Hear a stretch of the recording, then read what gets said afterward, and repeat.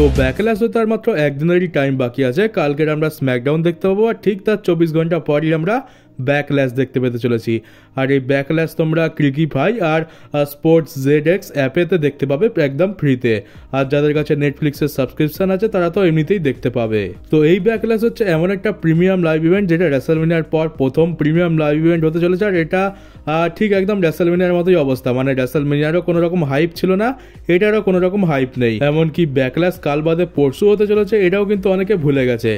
আর উপরন্তু দেখতে গেলে এখানে আমরা জন সিনা ভার্সেস র্যান্ডি অর্টনের ম্যাচও দেখতে পাচ্ছি, তার সত্ত্বেও এত খারাপ অবস্থা।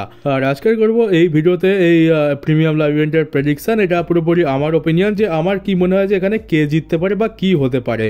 তো চলো দেরি না করে প্রথম ম্যাচটা নিয়ে কথা বলা যাক। তো প্রথম ম্যাচটা হচ্ছে Lyra Valkyria versus Becky Lynch for the women's intercontinental championship. তো এই ম্যাচটাতে আমি তো সিম্পলি এখানে লায়রা ওয়ালকেরিয়াকে প্রেডিক্ট করছি। তোমরা অনেকে ভাববে যে বেকি লিঞ্চের মতো এত বড় স্টার রয়েছে, সে জিতবে না, এটা কি করে হতে পারে? কিন্তু আমার মনে হচ্ছে এখন লায়রা ওয়ালকেরিয়াকে হারানোটা উচিত হবে না, কারণ এক তো তার এখান থেকে ডাব্লিউডব্লিউইর কাছে একটা বড় সুযোগ আছে যে তার ক্যারেক্টারটা এখান থেকে বিল্ড করতে পারে। এমনিতে লায়রা ওয়ালকেরিয়া চ্যাম্পিয়ন, কিন্তু তাকে দেখে আমাদের তেমন ফিল আসে না।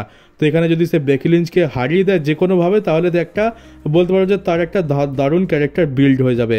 আর দ্বিতীয় যে সব থেকে বড় কারণ হচ্ছে আমার মনে হচ্ছে এখানে বেলির হয়তো ইন্টারফারেন্স আমরা দেখতে পেতে পারি, কারণ যেভাবে বেকি লিঞ্চ বেলিকে টার্গেট করছে তার প্রোমোতে, আমার মনে হচ্ছে এখানে বেলি আসতে পারে।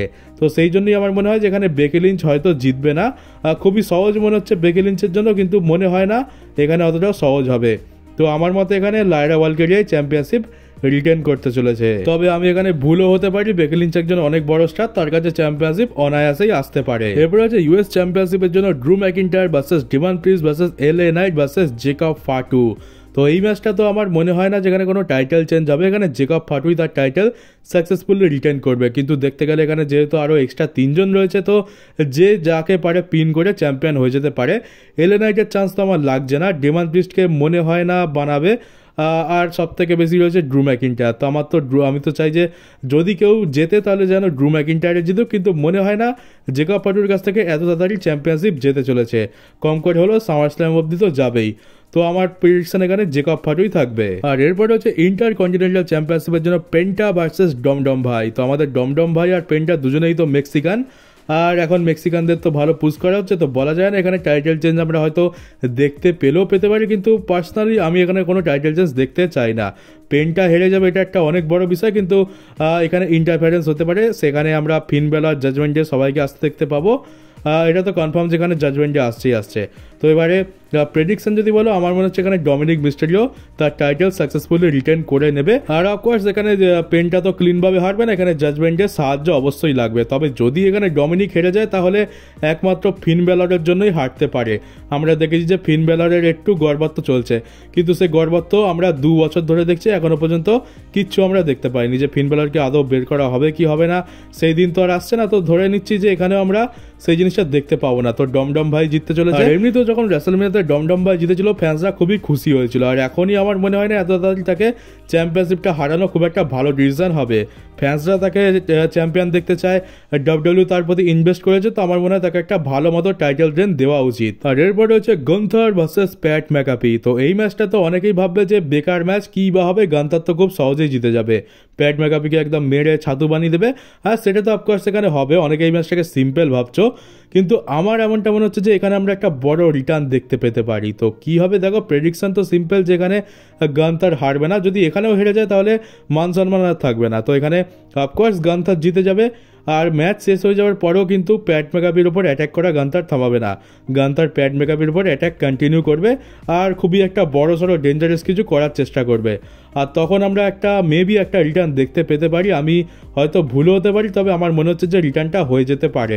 সেটা হচ্ছে গোল্ডবার্গ। আমরা এখানে গোল্ডবার্গকে দেখতে পেতে পারি।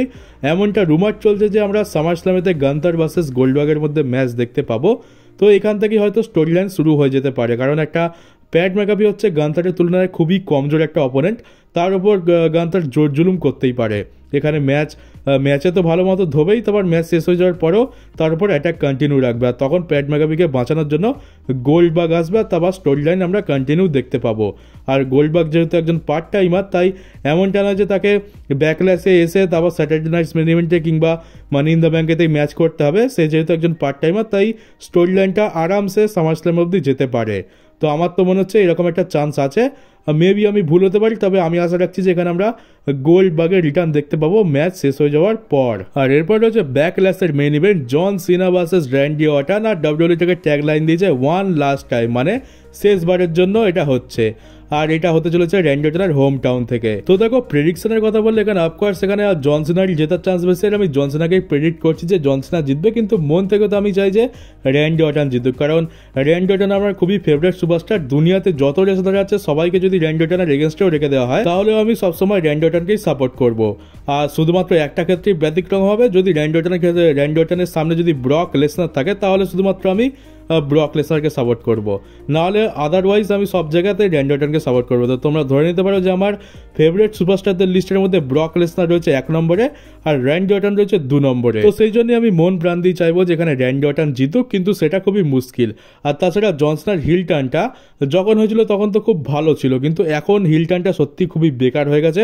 আর আমি তো বলবো যে জন সিনার এই হিল টার্নটা জন সিনার ফেয়ারওয়েল ট্যুরকে পুরো বরবাদ করে দিচ্ছে, কারণ এই হিল টার্নটা খুব মানে যখন হয়েছিল তখন তো খুবই ভালো ছিল, কিন্তু তারপর যেরকমভাবে আমরা প্রগ্রেশন দেখতে পেলাম আর এখনো পর্যন্ত চলছে, খুবই বেকার ক্যারেক্টার চলছে। এর থেকে তো ভালো ছিল যে সে ফেস হিসাবেই আসতো, আমরা ভালো এনজয় করতাম।